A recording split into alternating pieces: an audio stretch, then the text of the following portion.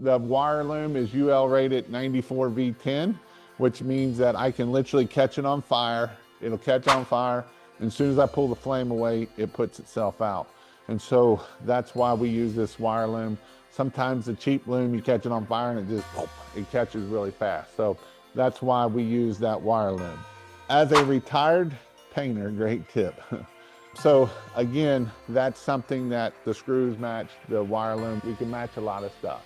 Next are our Y cables. We have Y cables, and where Y cables come into play is maybe we have, for instance, I'm just using this as a for instance, that I have two different ways here. My box is going to be in the garage. My box is right here in the garage, and I need the power lights this way, and I need the power lights up here.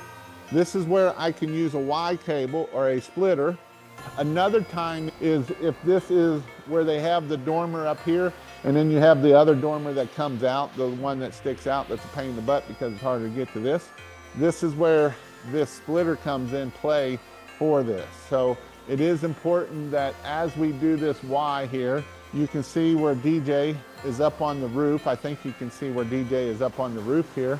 And so he is up on the roof because where he's sitting at, the line is going that way, and then the wire goes back to his right and goes up the other peak there. And so that's how the Ys work. We use quite a bit of Ys because one of the things is we want to make sure our patterns all go the same way. So if I try to do this, I want to make sure everything's going the same way instead of going up to the peak and then coming back. So if I came up to the peak here and then jumped up to that other peak at the top, then the problem of that is then it's going to be going different ways, and we don't want that. So we want to keep everything in the right pattern when we're dealing with these permanent lights.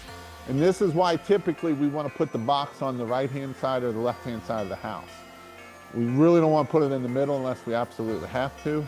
And then at that point, if they do patterns, they're going to go like this. So that's the only issue that we might run into. So here is the house that we did. Typically, I would say, let's start figuring out how many feet this is, and one of the hardest parts is figuring out how much materials we need and what we need. And so that's where, if you have a house, I'm actually going to make a sheet of things that you might need. How many Ys do you need? How many extension feet do you need? Which ones do you need? So then you can start marking down as you go through this house, so you make sure you have enough extension cords. And what I will tell you is buy extra extensions, because this isn't like Christmas lights where we can just cut it and make it as we go. And so it's important that we make sure that we have enough extensions and we have enough crisp and enough Ys. We have, if we got a power inject, whatever the case might be.